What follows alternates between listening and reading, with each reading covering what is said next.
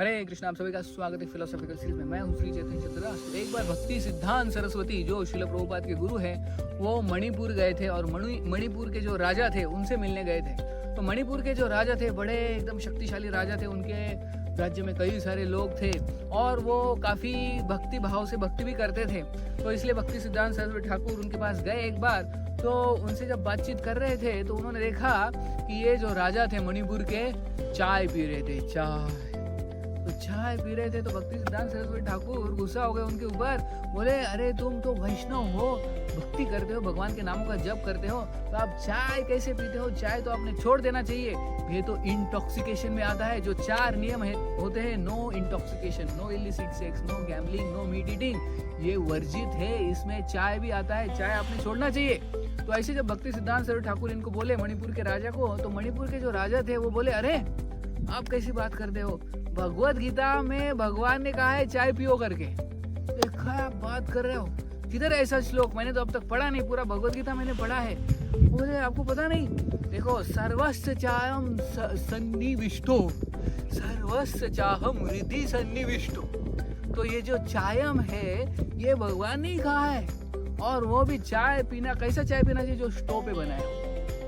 भगवान ने खुद इस श्लोक में कहा है सर्वस्य चायम हृदि सन्निविष्टो। तो ये क्लियर श्लोक है, मैं दिखाता हूँ आपको। तो भक्ति सिद्धांत सरस्वती ठाकुर ने सर के ऊपर हाथ रख दिया। बोले कि कैसे गलत गलत मीनिंग निकालते हैं कि ये चायम नहीं चाहम है।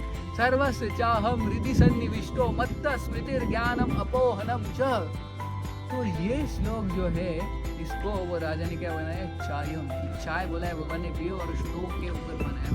तो भगवत गीता के ऊपर कई सारे लोग टीका टिप्पणी करते हैं और अपना मीनिंग उसमें डाल देते हैं। एक व्यक्ति बोल रहा था कि देखो भगवान ने क्या कहा है, सर्वधर्मान परित्यज्य। जो श्लोक है उसको वो बोला कि सर्वधर्मान नहीं, ये गलत है, सर्व अधर्मान परित्यज्य होना चाहिए। कि भगवान ऐसे कैसे कह सकते कि सारे धर्मों को छोड़ो, धर्म का तो पालन करना चाहिए, इसलिए वो गलत हो गया। उधर करेक्ट करो, सर्व अधर्मान, यानी सारे अधर्म छोड़ो और मेरी शरण में आ जाओ।